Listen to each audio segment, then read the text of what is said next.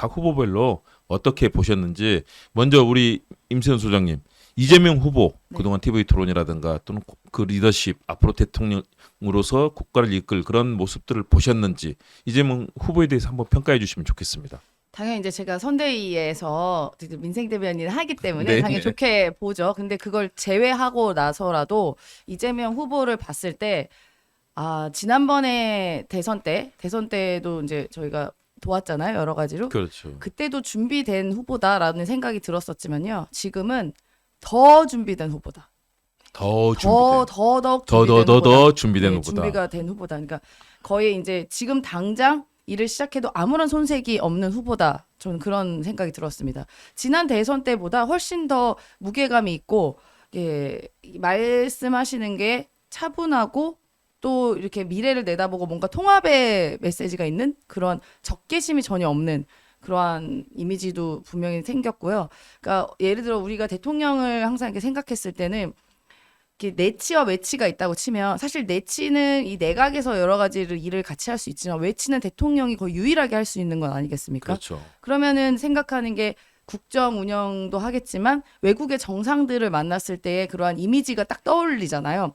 근데 윤석열, 김건희가 외국에만 나가면 우리 국민들은 고개를 숙이지 않았겠습니까? 너무 창피해가지고. 명품부터 네. 온갖 구설수가 나왔었죠. 그렇죠. 그러니까 차라리 나가지 말고 안에 있어라.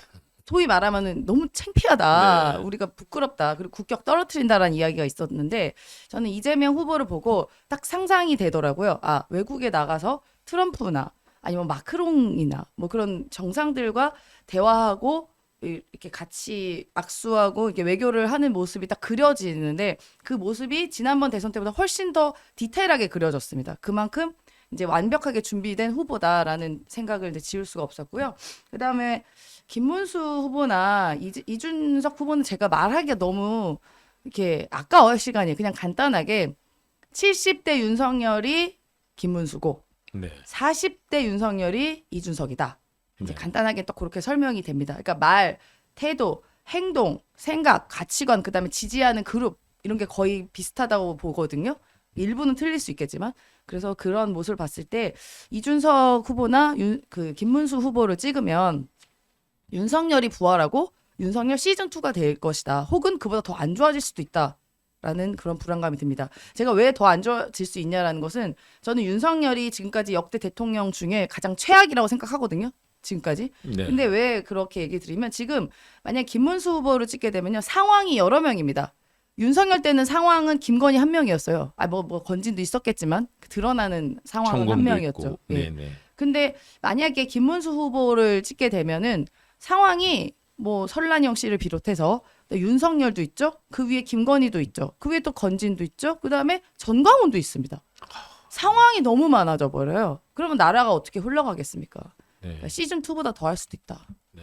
그런 생각이 듭니다. 70대 윤석열 칠성열, 그다음에 40대 하성열 윤석열. 이렇게 될 것이다. 네. 라는 이 말씀은요. 과거에 청와대에서 또 직접 근무를 하면서 했던 그 경험이 있기 때문에 내치외치 그 말이 수긍하게 들리는데요. 우리 안진걸 소장님 어떻습니까? 네. 후보들을 좀 한번 평가해 주신다면요. 우리 임세훈 소장님은 이제 문재인 정부 때 부대변인 그러니까 그리고 우리 이재명 후보님이 통안에 삭패를 했던 24만 표 그때 후보 대변인 그리고 이제 저희가 절치부심에서 민생경제연구소로 다시 모여가지고 지난 3년 동안 정말 2022년 3월 말에 첫 규탄 집회를 시작했고요. 나쁜 짓 하지 말아라. 벌써 이상한 나쁜 짓을 하고 있다. 그리고 8월 달에 첫 퇴진이나 탄핵이 필요하다는 입장을 냈습니다. 100일 동안 참았는데 이건 앞으로 나쁜 짓만 할 게 분명하고 나아질 기미가 하나도 안 보인다. 아니, 3년 동안 하신 건데 안 네. 지치셨어요? 아유, 정말 힘들고 지쳐서 지금은 목소리도 안 나올 것 같은데. 4년 6개월 할 생각으로 했죠. 네. 6개월은 남겨놓고 그때 탄핵시키려고. 그거는 윤석열이고요. 네. 지금 후보들을 그래도 한번 평가해 그러니까 주신다면요. 그런 윤석열을 앞장서서 비호하고 대통령으로 당선시키는데 온갖 요소를 자행한 자가 이준석입니다.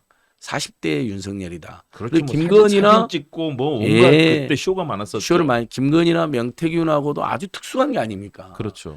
굉장히 음습한 정치 활동을 해왔습니다. 겉보기는 분명히 생물학적인 점치만 아주 구태와 편견, 갈라치기, 혐오, 막말 그리고도 자기에 대한 성찰이 1도 없는 그런 이준석은 정말 정치를 퇴출시켜야 된다는 저는 각오나 다짐을 더하게 되는 계기가 됐고요. 네. 저는 뭐 이준석보다는 김문수가 더 나쁘고 황당한 짓을 했다. 왜냐면 그래도 이준석은 최소한 비상계엄은 반대하고 탄핵은 찬성했잖아요. 근데 김문수는 사실 비상계엄 논자입니다. 지금이야 반대한다 했지만요. 그동안 진심은 어디서나 처음부터 최근에 뭐 반대한다 뭐 이거 다 거짓말이고요. 12.3 사태 전후에서부터 윤석열을 가장 극우 극단적으로 비호하고 부추긴 자입니다. 비상계엄에 큰 책임 있는 자입니다. 정광과 함께. 네. 그런 거 있잖아요. 확 세게 질러버려. 우리가 비호해 줄 테니까 그런 자였습니다. 그리고 비상계엄 때도 처음부터 끝까지 반대 이야기 한 번도 안 했죠. 탄핵도 늘 반대했죠. 비상계엄 찬성 탄핵 반대론자거든요. 근데 이제 와서 국민들이 무서우니까 자기 그 소신도 버리는 척하면서 속으로는 절대 그렇게 생각 안 할 겁니다. 아, 제가 비상계엄을 반대했죠. 뭐 그리고 김용태 앞서서 탄핵을 반대했던 당론을 뭐 이제 뒤엎을 건데 그것도 웃긴 일이죠. 그래서 저는 김문수 이준석은 일단 그 사람들 공약이 뭔지를 하나도 알 수가 없어요. 정책이. 그냥 선거 내내 무조건 이재명 음해하고 가짜는 이재명을 공격하는 것뿐이었다. 그래서 그걸로 끝났다고 봅니다. 네. 그 김문수 후보는 통계로 나온 거 보니까요. 자기 이름을 거의 얘기해 본 적이 없고 맞아요. 거의 모든 얘기가 다 이재명 총통 독재 얘기였고 이준석 후보도 자기 이름은 한 140번 불렀는데 이재명 후보의 이름만 250번. 241번 네. 불렀어요. 네, 이렇게 불렀다는 네, 거잖아요. 네, 그러니까 모든 거를 이재명 후보에 대한 공격에만 썼는데 네. 야, 그런데 오늘 저 대구에서 두 사람이 같은 시간대 유세를 하는데 일정이 네. 나와서 야, 이제 마지막 단일화가 되는 거 아니냐. 보수 진영에서 이런 기대감을 갖고 있다는데 네. 들으셨습니까? 어제 부산 연설에서 이재명 후보가 끝까지 저들은 아마 그 단일화를 위해서 뭔가를 할 것이다. 그러면서 거의 단일화를 확정적으로 이야기를 하셨어요.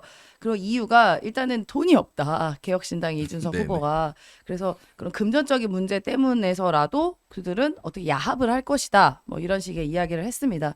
저는 그게 뭐 맞을 수도 있고 틀릴 수도 있지만 충분히 전 물밑에서 그런 협상이 진행되고 있고 지금 남은 것은 그 테이블에 올라와 있는 것은 이 지금까지 썼던 선거 비용이 어떻게 처리될 것인가의 결정만 남은 거 아닌가.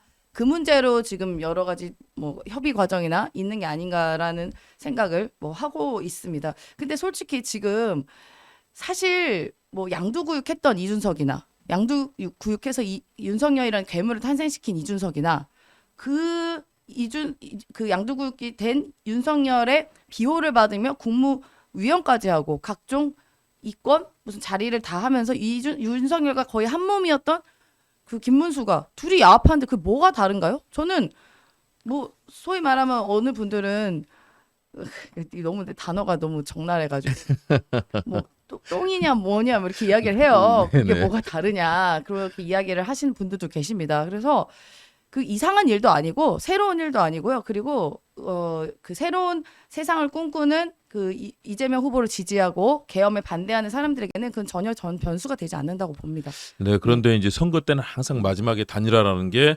산술적인 합도 있고 또 지지자들을 결집시키는 마지막 수단으로 하는 거잖아요. 최근에 뭐 김문수 후보의 비서실장인 김재원 비서실장이 제안도 왔었다. 만나려다 말았다. 물밑에서는 계속 진행이 됐었는데 네, 마지막 순간까지 가능성을 타진을 할 것 같아요. 네 그럴 그리고 겁니다. 그 숫자가 산술적으로 일정한 결합은 뭐 이루어지긴 하겠죠. 그러나 이미 국민들의 마음은 또 결정이 돼 있으니까요. 그 단일화의 전망 그리고 효과에 대해서 한번 판단해 주시죠. 뭐 오늘 단일화하는 건 물리적으로는 쉽지는 않겠죠. 하지만 김문수, 이준석도 아주 극우 극단적인 행보를 보여왔기 때문에 서로 다르다고는 하지만 마지막까지 이준석이 국민의힘당 또는 나중에 향후 전국 주도권에서 선거를 패배한다 하더라도 본인들이 주도권을 잡는다는 전제, 약속, 뭐 온갖 조치를 다 하겠죠. 그동안에도 당권, 총리직 뭐 다 몇 있었죠. 번 쫓겨났기 때문에 네. 그다음에 지방선거 공천권 이런 것까지 여러 장치로 그다음에 몸값을 최대한 띄워가지고 저쪽부터 최대한 받아낸 다음에 지더라도 나 때문에 안 졌다는 이야기를 들으려고 전격 단일화할 가능성이 있다고 봅니다. 네, 물리적으로는 쉽지 않는 그게 이제 반반의 가능성으로 지금 남아 있다고 생각하는데요. 지난주에 단일화는 허은하우 말과- 전 의원이 있잖아요. 이준석에게 쫓겨났던 예. 개혁신당 대표가 와서 하신 말씀이 있어요. 이준석은 완전 상황이었다. 그리고 모든 당이 이준석만을 위해서 모든 것이 존재하는 그런 거였기 때문에 예. 마지막에 자신의 이익을 위해서라면 그런 단일화 결단도 할 수 있다. 그럼요. 본인이 나중에 어차피 둘이 나와도 지고 합쳐도 지는데 나 때문에 졌다거나 그 다음에 내가 그래도 마지막에 상당히 희생을 했으니까 이제 내가 다 먹겠다거나 이런 이게 더 유리하다 판단되면 오늘이라도 단일화를 자입니다.